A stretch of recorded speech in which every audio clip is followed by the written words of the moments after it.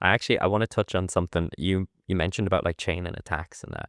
So when you're chaining your just like takedowns, how do you go about doing that? Like if you're doing just say an arm drag, for example, Yeah. how do you know which way to chain an attack? Like Yeah. which openings, if that makes sense. So I'll have certain attacks drilled and repped out in the gym, just through our own laughing show techniques, or maybe we see something online, we'll practice that, spend some time in the positions, like drilling it and then trying it against like a resistant opponent. I think that's a good way of learning.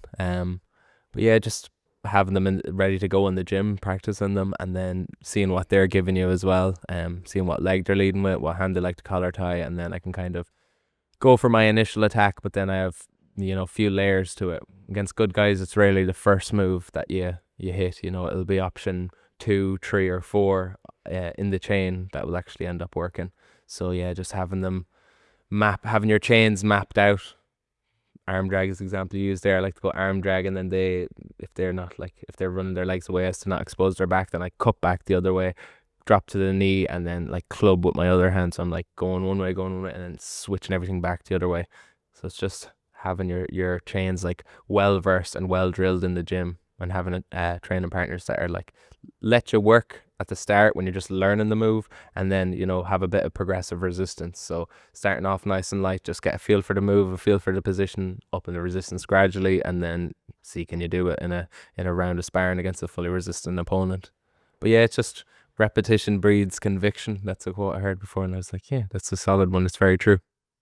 And would you focus on just say like getting really good on one side, or would you like to have that balanced approach where just say one rep is this side, next rep is on the other side? You want to cover all bases, but I do still think you want to have your attack streamlined. Like if you look at the wrestling, like Olympic champions, a lot of times they're just trying the same 2 or 3 techniques, and they'll just be known for those moves, even though you're coming out against this guy who loves shooting double legs, but he's still able to set it up and shoot that double leg. So, yeah. Would you, like, I've heard someone say this before, I don't know if this is the correct term, like an omnidirectional takedown system. So like you'll have one where you get them on the back foot when they're coming forward. Yeah, and depending on where their weight is distributed, because guys might have their weight distributed in a direction that you didn't expect them to go for.